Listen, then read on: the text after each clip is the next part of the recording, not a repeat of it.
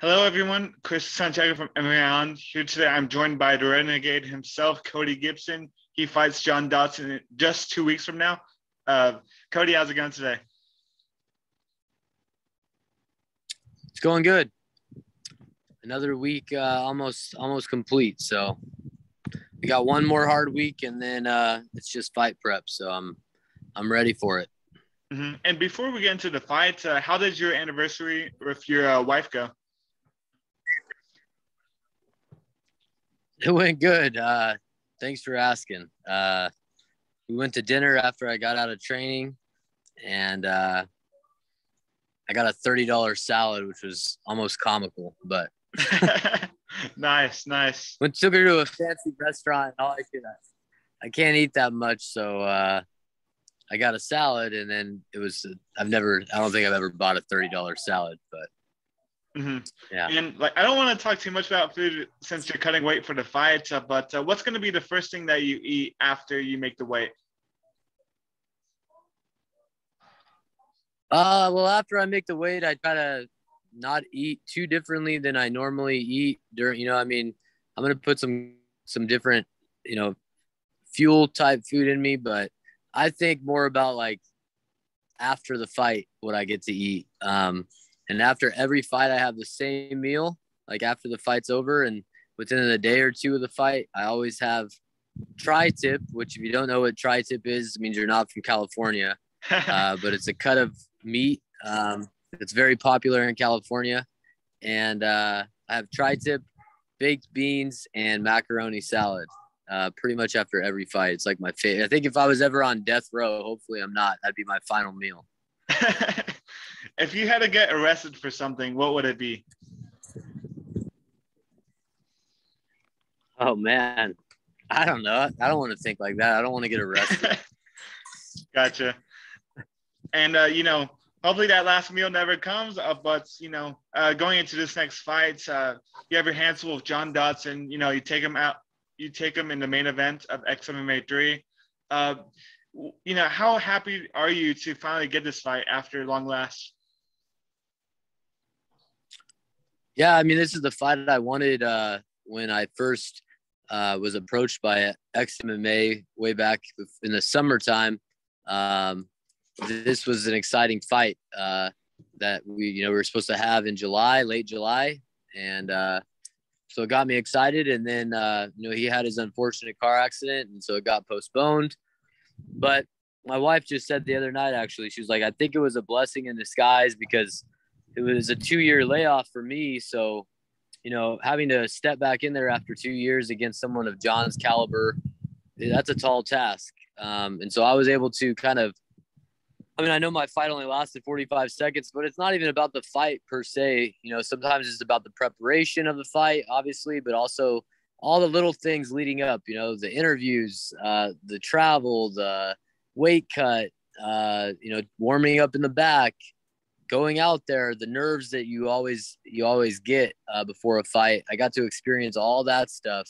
And so I think it was a blessing in disguise for me because, it kind of got me acclimated back into that kind of mode. And now I have a quick turnaround, and I feel like, it wasn't too long ago that I was in there. So for me, I think it's kind of perfect timing. Mm-hmm. And I want to talk about that last performance a little bit. It was a picture-perfect performance. You knocked him out in the first round. I saw that, after the fights from Cade's side that you kind of got on your knees and you kind of looked towards Louis. What was going through your mind right there? And, were you, saying a prayer in that moment? No, I wasn't saying a prayer. I just, honestly, when you win, you don't really have control of how you react. I get pretty stoked especially if you get a knockout. So I jumped the cage and, I'm all stoked. But then it sets in pretty quick to that guy's hurt. And not even just that he's hurt. I knew he would be okay. I mean, I've been put to sleep in training in submissions. I've never been knocked out, but I've been put to sleep in training with submissions. And, you never know, but most likely the person's going to be okay. But it's a weird feeling, man. Before a fight, I have a really hard time being friendly with my opponent. I'm not usually friendly with them. Not that I necessarily have any animosity toward them, but they're my enemy, like they're my enemy until after the fight. But as soon as the fight's over, like I usually just have like this overwhelming feeling of like camaraderie with them, whether they feel it or not. I do. And I'm usually, trying to have a beer with them and talk to them, whether I won or lost the fight. There's just this feeling I get that's like, okay, it's over. We did our thing, whatever the outcome was. And so I think for me, it was just like that feeling of like, oh shit, he lost. And I almost like you feel for him, because you've been there before too.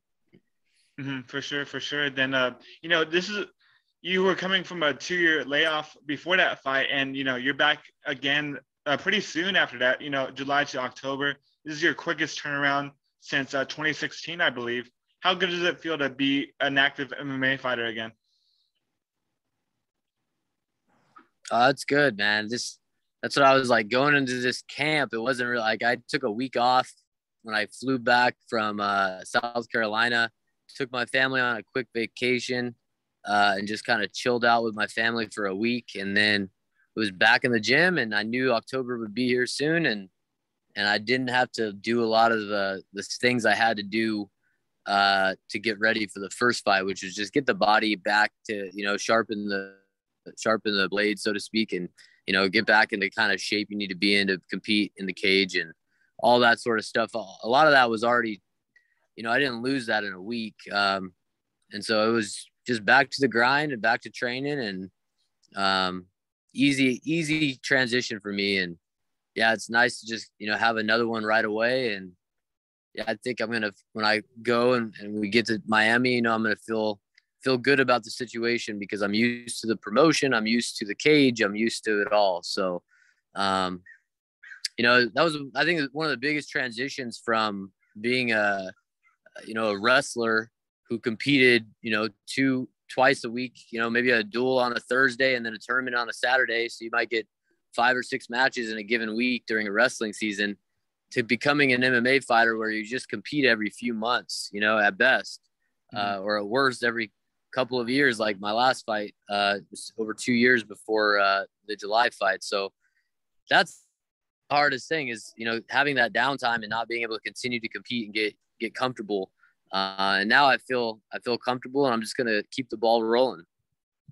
Awesome to hear. And, John Dodson, former UFC title challenger, future UFC Hall of Famer. Do you see this as the biggest fight of your life right now? Like, do you think this is the biggest fight you have been in your career?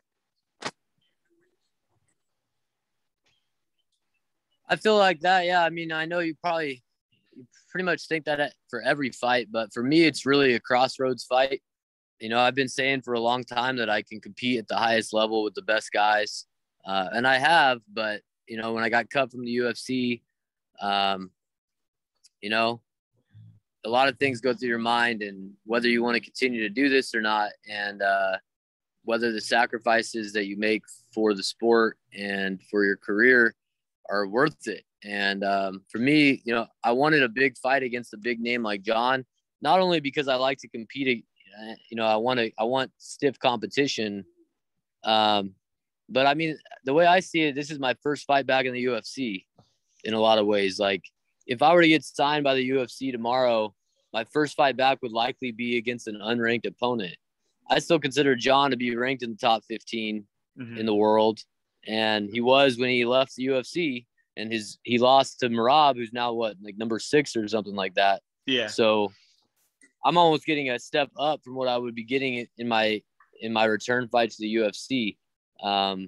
I don't see how, if I could go out and do what I plan on doing, what I envision doing, what I see myself doing, I don't see how they can deny me anymore. I just don't see how you can tell me I can't compete at that level and I shouldn't be there and not sign me if I go out and I'm able to beat John Dodson, and especially if I'm able to put him away.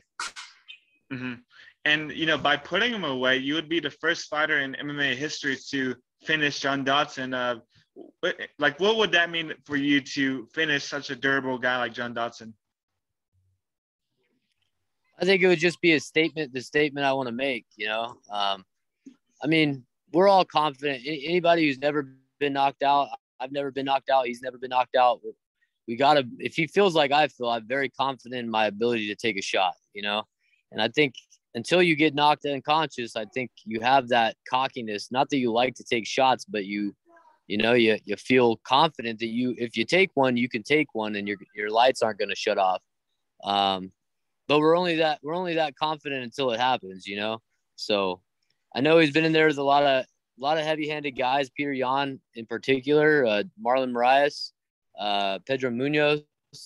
But he's never been in there with me. You know, I'm a big bantamweight. I hit hard. I've got quite a few knockouts on my resume. And for me, it's always about, I never have to search for a knockout. I'm not one of these guys who, you know, gets a few knockouts and then starts head hunting and swinging wild and hoping that they could land that big shot. All of my knockouts have come from good technique. And my boxing coach drilled that into me, that it's not about loading up big shots. I've never knocked anybody out by loading up a big shot. It's always something crisp down the middle, counter, whatever the case may be. But it's always been, I never had to it was never a shot that I, had to I'm going to knock this guy out and I'm going to really swing for it. It was always just a counter or a clean shot down the middle. So I don't really have to think about the knockout. If it happens, great. But I'm prepared. I know he's durable. I'm prepared for him to take my best shot and smile at me with that annoying grin that he smiles at people with, and fighting 3 rounds hard. You know, I'm prepared. I almost wish it was 5 rounds, but I'll take 3. So yeah, I'm ready to go. Awesome to hear. And do you have a certain, you might not be Mystic Naka, but do you have a certain round in mind for how for which the knockout comes in? I think if I knock him out, it'll be later in the fight. I think he's always been known for his speed, not only his hand speed, but also his footwork. So I kind of envision that first round, having to chase him a little bit and try to cut him off and force him to engage. But that's the plan. The plan's, I don't care if he knows the plan, because he can't do anything to stop the plan. I'm going to come forward. I'm going to cut off the cage from him and not let him run from me. And I'm going to force him to engage, and I'm going to tire him out. I'm going to keep the pressure high. It's going to be high volume, lots of punches, lots of attacks. I'm not going to sit back and play this game with him and wait for him to dart in with his counters, wait for him to counter me and explode. He likes to explode, throw off, 7, 8, 9 shots, and then sit back for another 2 minutes and rest, and then do it again later. With me, it's going to be the same strategy that Peter Yan employed, same strategy that a lot of guys who've been successful against him have employed, which is just pressure him, pressure him. Guys that have that fast twitch muscle type of body style and just style in general, heavy hands, but they're fast twitch. There's a downside to that. Of course, the upside is they've got power, they got speed, all that good stuff.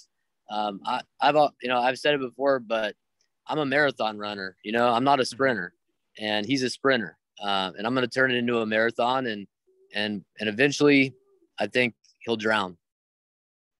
Awesome.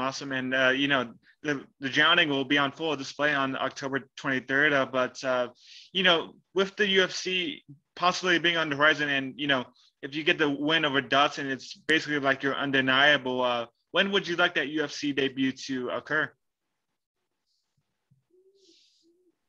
I mean, that's the opportunity I've been searching for since I got cut 5-6 years ago. So, short notice, full camp, a week, a day. I'll do the James Krause and take a fight on 24 hours notice. I know he was trying to get that one.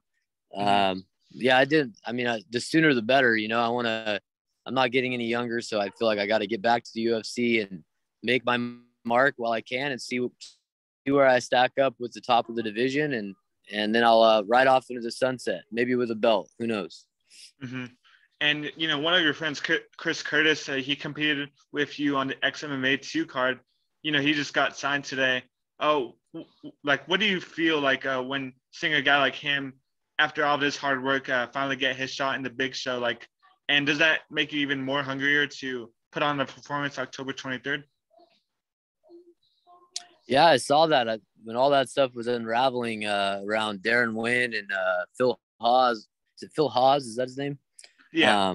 And then they signed Chris Curtis, and then Haas didn't take the fight, and James Krause. But yeah, I saw that he got signed, and we're actually have the same manager, so Jason House and Iridium. So yeah, that's definitely motivating. He fought on the same card as me his last fight, and I remember thinking when he fought, I remembered him. I'd seen him fight before a few times. The guy's fought a lot, you know, and I remember thinking that this guy's got skills. You know, he's talented, especially for a bigger guy. Real technical. And it kind of has the full package. Like he's got good wrestling and good striking.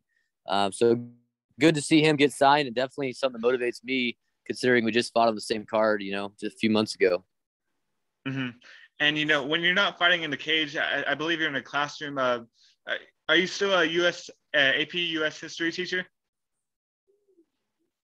Yep. Still teaching US history, some AP US history, and all that good stuff.